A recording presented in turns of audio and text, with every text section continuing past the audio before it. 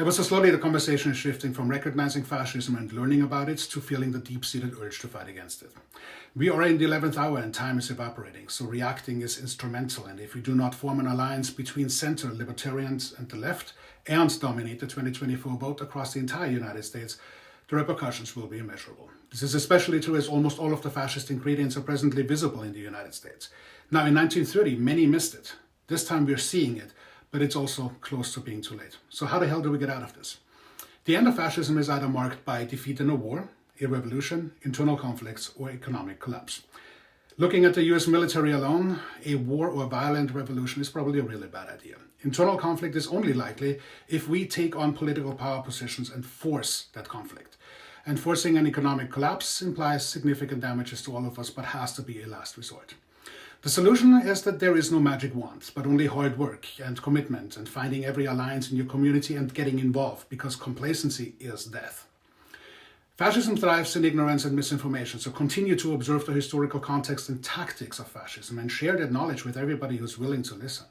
Speak out against fascist ideas and rhetoric. Silence is complicity. Use your voice to loudly point out hate speech, racism, and bigotry, and be as unapologetic as the opposition is. Organize and mobilize. Fascism gains power through division and isolation. Form alliances with others and work together to resist it. This includes economic alliances in your neighborhood, workplace alliances, joining interest groups, and before we fall off the cliff, nationwide strikes, similar to France, bringing the economy to a grinding halt, have to be an option. Fascism does rely on strongman leaders. We have to challenge them at the ballot box. If we are not 100% interested and deeply invested in the democratic process, nothing will change. Fascism undermines the foundations of democracy and seeks to strip away individual freedoms. Crash every meeting, make your voice heard, filibuster if you can, or align with others to run every meeting out of time. Fascism relies on propaganda and censorship to control the narrative. Vehemently support independent media outlets with accurate reporting. That means you, fact-checking, will need to be your favorite pastime. Get good at it and be relentless. Fascism aligns itself with big business and seeks to consolidate power in the hands of the very few and the very wealthy. Support only unionized businesses, and if there is no union, they don't deserve your business. Shop local and spend your money by clearly delineated political and ideological support. US fascism in particular targets marginalized groups, the BIPOC community, LGBTQ communities, and non-Christian religions.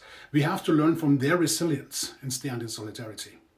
Fascism responds to dissent with violence. The antidote is peaceful, civil disobedience. However, there is a breaking point when self-defense is the final measure of civility. Fascism thrives in apathy and disengagement. Voting is the bare minimum, but also run for every single office, oppose every single ineffective or adverse incumbent. If there are already multiple great options available, we must tame our own egos and consolidate behind the best candidate. Again, there is no magic wand or quick fix. However, it also wasn't a magic wand or quick onset that got us here. It's only the pace that we're currently experiencing that makes it look this way. This has been decades in the making. And to have a fighting chance, we gotta come together right now and organize and fight back.